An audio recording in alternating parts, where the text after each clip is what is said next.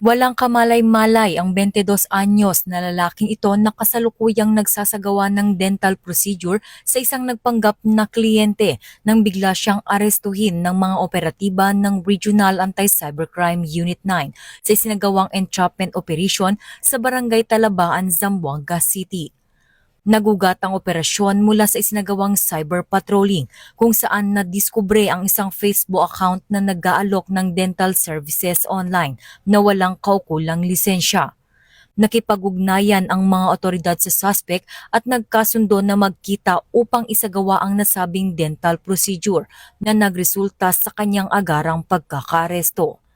Kasalukuyang nahaharap ang suspect sa kasong paglabag sa Republic Act 9484 o Philippine Dental Act of 2007. Ayon kay Police Brigadier General Wilson Asweta, patuloy na paigtingin ng PNP-ACG ang operasyon laban sa mga individual na gumagamit ng online platforms upang mag-alok ng hindi otorisado at mapanganib na mga serbisyo.